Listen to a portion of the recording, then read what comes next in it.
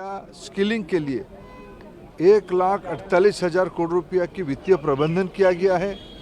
इस बजट में अनेक दिनों से जो हम लोग पूर्व भारत से आते हैं उन लोगों की एक अपेक्षा रहती है, हमारी मेहनत से देश की अर्थनीति चलती है, कब हमारे गांव में देश की अन्य हिस्साओं की अन्य इलाका की तुलना में हमारे भी विकास होगा। इस बार पूर्वोदय की कल्पना को बजट में स्थान देके माननीय प्रधानमंत्री जी की जो आश्वासन था, जो दायित्व था पूर्वी भारत के प्रति, उन्होंने पिछले 10 साल से अनेकों कदम उठाए हैं, लेकिन इस बार बजट में पूर्वोदय एक कल्पना देके उसको एक मजबूत कदम उसके ओर बढ़ाया गया है। बिहार, झारखंड, बंगाल, उड़ीसा, आंध्र, ये सब इलाका में ढांचागत स्पेंडिंग बढ़े, वहाँ की इंफ्रास्ट्रक्चर बढ़े, इसके ऊपर जोर दिया गया है। इस बजट में प्रधानमंत्री आवास योजना को महत्व दिया गया है। मुद्रा लोन में जो सेकेंड लेवल है उस पर जोर दिया गया। उसमें देश की अर्थनीति ट्रिकल डाउन इम्पैक्ट की तरफ नीचे, अर्थनीति के जो एकदम नीचे पायदाने पे जो स्टेक होल्डर है वो भी उसके लाभार्थी हो पाएगा, उसको और मजबूती से आगे जा पाएगा। अनेक टैक्स की सहूलियत दी गई है। ये सारे को मैं तुलना करूं, इस बजट देश में नया रोजगार सृजन करेगा। Next generation skilling, upskilling, reskilling की कल्पना इस बजट में की गई है। 1000 ITI को देश की इंडस्ट्री के साथ मिलके 21st सेंचुरी रिक्वायरमेंट के लेवल पे उसको तैयार किया जाएगा। एजुकेशन लोन, स्किल लोन, अनेक युवा हितैषी कार्यक्रम इस बजट में लाया गया है। लेकिन विपक्ष का कहना है कि ये जो बजट है ये बिहार आंध्रा सेंट्रिक बजट है और नंबर 2 की सरकार बचाने वाला बजट है। ये बजट देश की मध्यवर्गीयों के लिए है। ये बजट देश की, क्या प्रधानमंत्री आवास योजना सिर्फ बिहार और आंध्र में बनने वाला है? देश की सभी राज्यों में बनने वाला है। मुद्रा लोन के लाभार्थी क्या चंद राज्यों में होंगे या देश भर में होंगे? स्वनिधि देश के गरीब स्ट्रीट हॉकर्स के लिए, स्ट्रीट वेंडर्स के लिए उपलब्ध है। क्या सिर्फ कुछ राज्यों में रहेगा या पूरा देश में रहेगा? विपक्ष एक नकारात्मक मानसिकता से गुजर रहा है। विशेष करके कांग्रेस पार्टी लगातार तीसरी बार फेल हुई है। इसकी हताशा उनको सब चीज में दिखता है।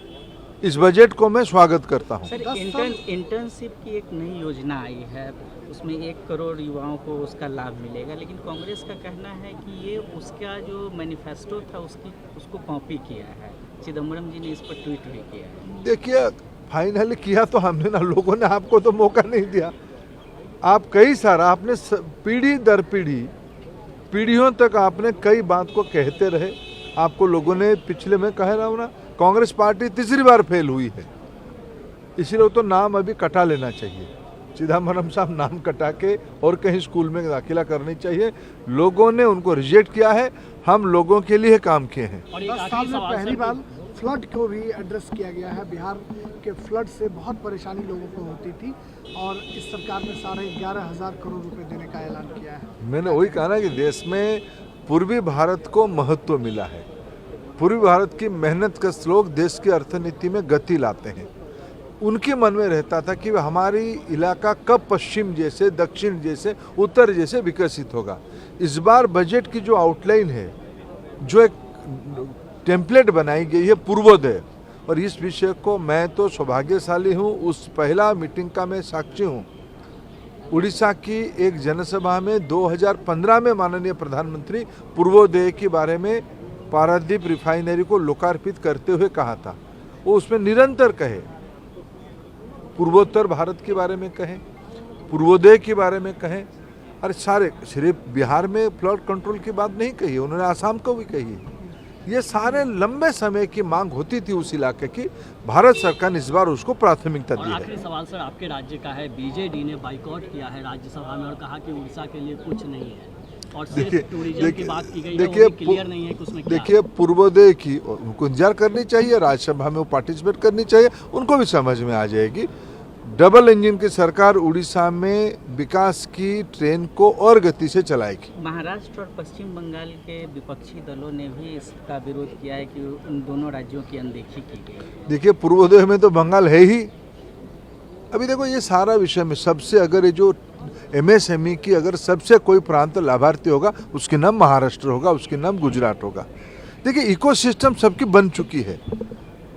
पहली बार मैं माननीय प्रधानमंत्री जी को आभार प्रकट करूंगा, पिछड़ेपन को उन्होंने सामने से उसको समाधान की रास्ता निकाली है।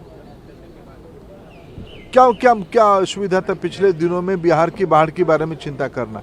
क्या असुविधा उड़ीसा जैसे इतना सुंदर प्रांत के पर्यटन पे कैपिटल ग्रांट केंद्र सरकार से बढ़ाना? आपको तो किसी ने मना नहीं किया था।